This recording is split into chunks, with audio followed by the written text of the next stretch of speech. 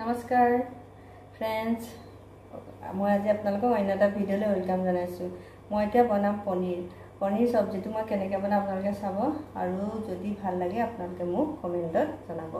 পনীৰখিনি বনাবলৈ মই দুটা আলু বইল কৰি লৈছোঁ আৰু 100 গ্ৰাম পনীৰ লৈছোঁ আৰু পিঁয়াজখিনি মই পিহনাত পিহি লৈছোঁ আৰু নহৰু আদা লৈছোঁ, সেইখিনিও মই পিহনাতে হেৰি কৰি লৈছোঁ আৰু এতিয়া মই আলুখিনি কদুকচ কৰি ল'ম, পিহনাত হেৰি কৰি ল'ম আৰু বিলাহীটো তেনেকৈ কৰি ল'ম। মিক্সি মই ইউজ কৰা নাই, মই এনেকৈ বনাম। মছলাও মই বিশেষ একো নিদিওঁ, মই পনীৰ মছলা দিম আৰু অকণমান গৰম মছলা দিম, ৰেড চিলি দিম।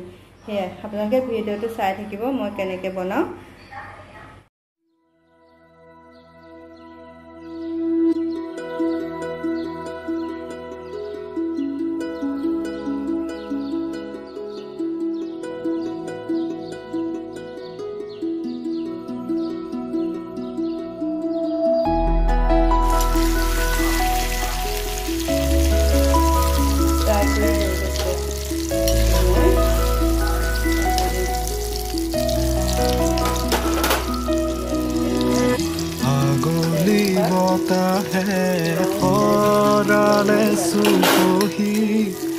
কাজলি জপা দুচকুৰ পতা ধেমালি চলে কৰে নুতি পচি নিচুকলি জুৰি যায় শয়নত দুটি নয়ন মধুৰ দুগামতে আউজিলে হিৰ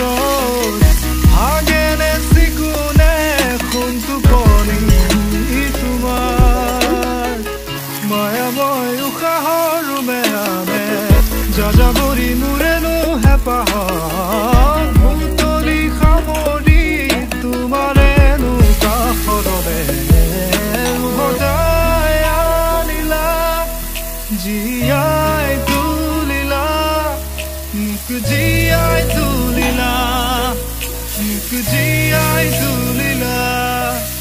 এই ৰিক্ত বুকুতে বাসনা ঢালিলা, তেজে তেজে খিৰে খিৰে বুৱালা প্ৰেমৰ অলকানন্দ।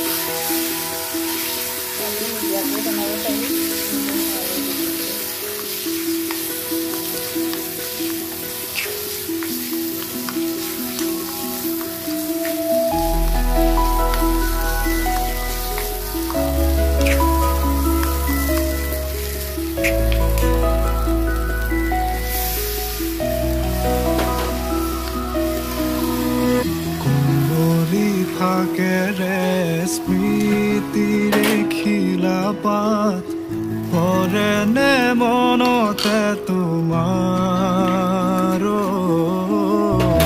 হেচুকি দুহাতেৰে লিখিছিলা তাত ঠিকনা সুৰ কবিতা। উন্মুক্ত নদীৰ সুতে চন্দে নচুৱাই প্ৰাণ ৰন্ধ্ৰে ৰন্ধ্ৰে দেখি মন ময়ূৰীয়ে পাখি মেলি যায়।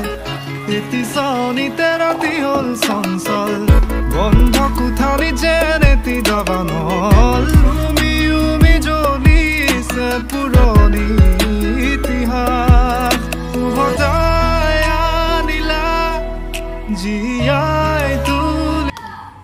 ভিডিঅ'টো ভাল পালে লাইক আৰু কমেণ্ট কৰিব, আপোনালোকে এবাৰ বনাই চাব দেই। ধন্যবাদ।